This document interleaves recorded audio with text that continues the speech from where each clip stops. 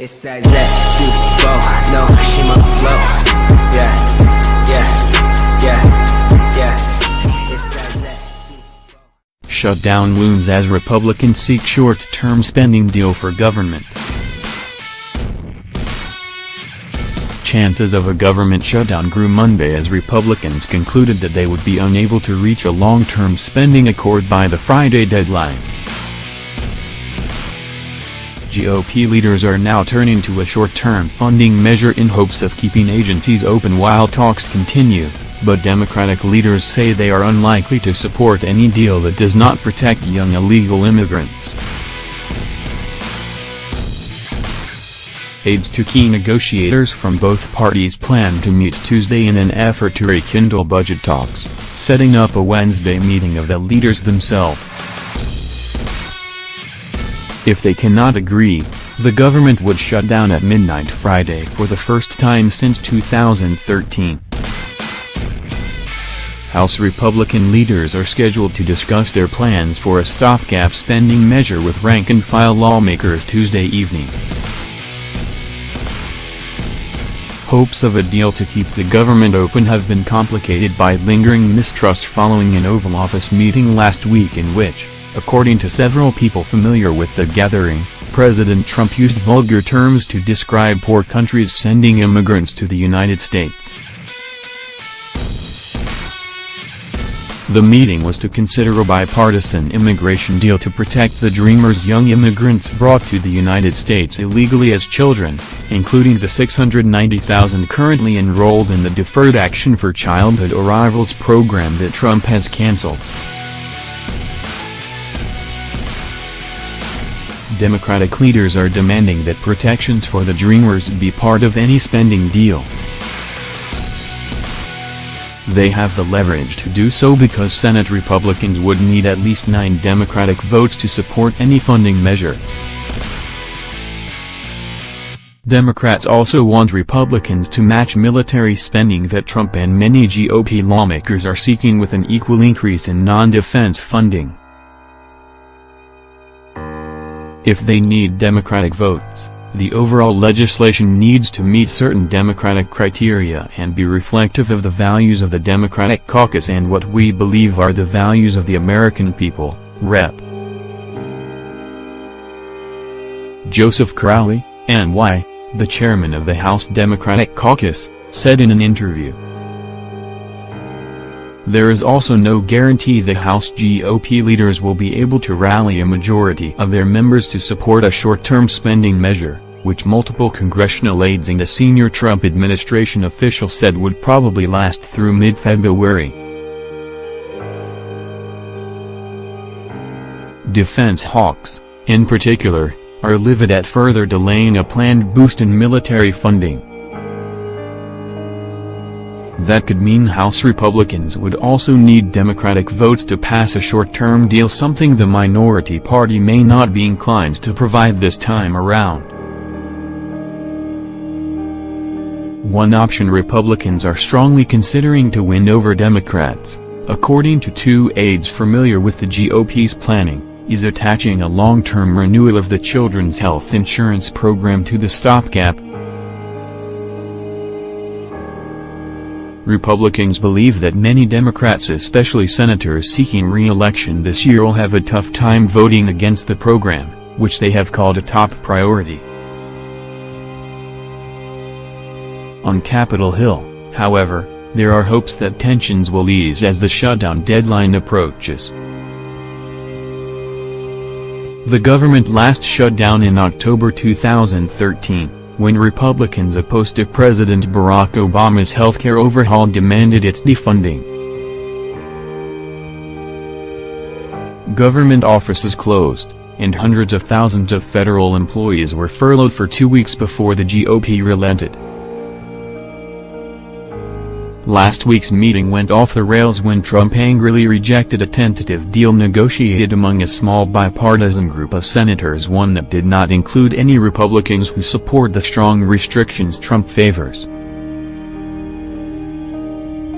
That deal would offer Dreamers an eventual path to U.S.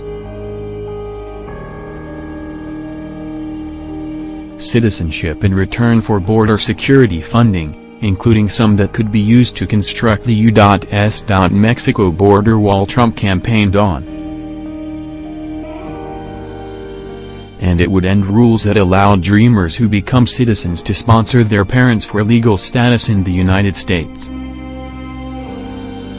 The deal also would curb a diversity lottery system that grants visas to 55,000 people from countries with low immigration each year. But Trump wants even stronger restrictions.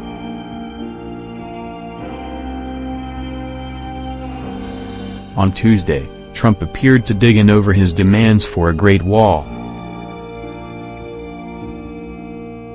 "We must have security at our very dangerous southern border, and we must have a Great Wall to help protect us, and to help stop the massive inflow of drugs pouring into our country," Trump tweeted. At a Thursday meeting to discuss the deal, according to Sen. Richard J.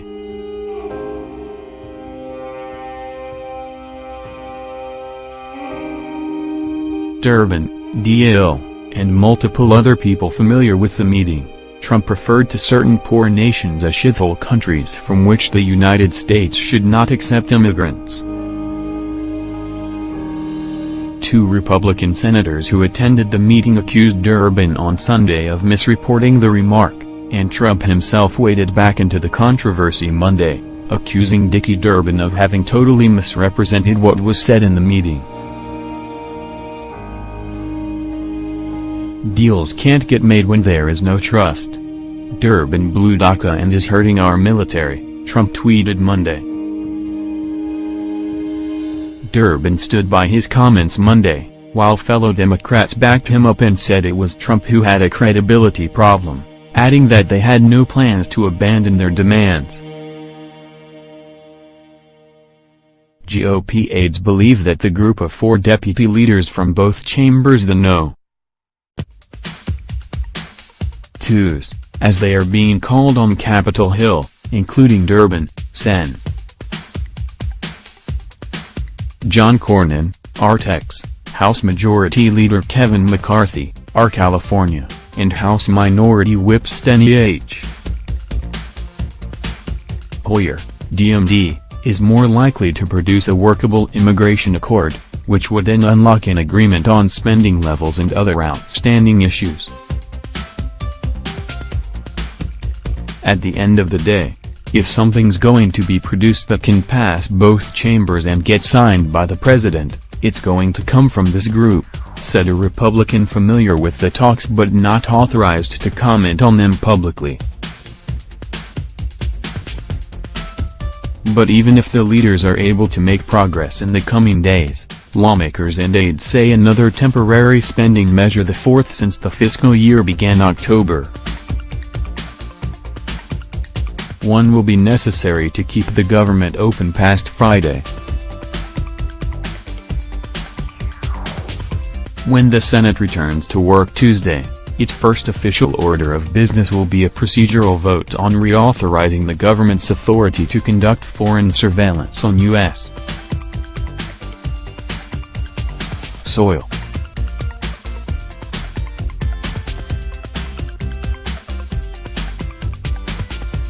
Senate GOP leaders are hoping to send the measure to the president's desk with bipartisan support this week. That leaves the chamber with perhaps only 2 full legislative days to pass a short-term funding measure, depending on what happens in the House. Even if we had a deal, which we don't, there's no time left to draft it, said a senior Senate Republican aide, who was granted anonymity to speak candidly. There was frustration and uncertainty among some GOP congressional aides and lawmakers Monday over the state of the spending talks. The discussions appeared to be headed in a positive direction until the president dropped a grenade into the middle of everything, said a second Senate GOP aide, also granted anonymity to speak candidly. The aide voiced uncertainty about how the talks would proceed in the coming days.